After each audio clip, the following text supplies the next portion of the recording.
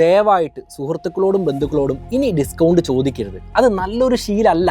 വലിയ കടകളിൽ പോയിട്ട് ചോദിക്കുന്ന വില നൽകി നമ്മൾ സാധനം വാങ്ങാറുണ്ട്.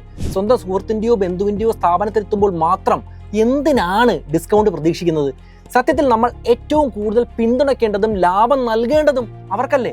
ഒരു ചെറിയ ബിസിനസ് മുന്നോട്ട് കൊണ്ടുപോകാൻ എത്രമാത്രം കഠിനാധ്വാനം ഉണ്ടെന്ന് പുറത്തുനിന്ന് നോക്കുന്ന ആളുകൾക്ക് ഒരുപക്ഷെ മനസ്സിലാവണമെന്നില്ല. വാടക, സാധനങ്ങളുടെ വില, ജീവനക്കാരുടെ ശമ്പളം. നമ്മൾ ഒരു പക്ഷേ ഡിസ്കൗണ്ടിലൂടെ ലാഭം ഉണ്ടാക്കാൻ ശ്രമിക്കുന്നത് അവന്റെ നഷ്ടത്തിലാണ് എന്ന കാര്യം പ്രത്യേകം ഓർക്കണം. ഒരാൾ ബിസിനസ് തുടങ്ങുന്നത് ജീവിതം കെട്ടിപ്പടുക്കാനാണ്. അവിടെ നമ്മുടെ ബന്ധം ഉപയോഗിച്ച് പണം കുറയ്ക്കാൻ ആവശ്യപ്പെടുന്നത് അവരുടെ അധ്വാനത്തെ വില കുറച്ച് കാണുന്നതിന് തുല്യം തന്നെയാണ്. അതുകൊണ്ട് ഒരു സുഹൃത്തിനെ സഹായിക്കാൻ അവർ നിശ്ചയിച്ച വില ഒട്ടും കുറയ്ക്കാതെ സന്തോഷത്തോടെ നൽകുക. കടം മേടിച്ച് അവന്റെ ക്യാഷ് ഫ്ലോ നശിപ്പിക്കാതിരിക്കുക. ഉദ്ഘാടനമൊക്കെ ആണെങ്കിൽ 100-500 രൂപ അധികം കൊടുത്താലും അതൊരു തെറ്റല്ല. ആ രീതിയാണ് നമ്മൾ ഉണ്ടാക്കിയെടുക്കേണ്ടത്.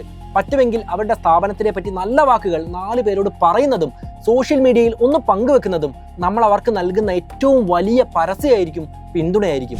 ഒരു സാധനം മേടിക്കുന്ന സമയത്ത് മറ്റുള്ളവരുടെ ലാഭം ഓർത്ത് ടെൻഷൻ ആവരുത്. ആ വിലയ്ക്ക് നമുക്ക് ആ സാധനം മുതലാണോ എന്ന് മാത്രം നോക്കുക. വലിയൊരു സംസ്കാരം നമുക്ക് മാറ്റിയെടുക്കാനുണ്ട്.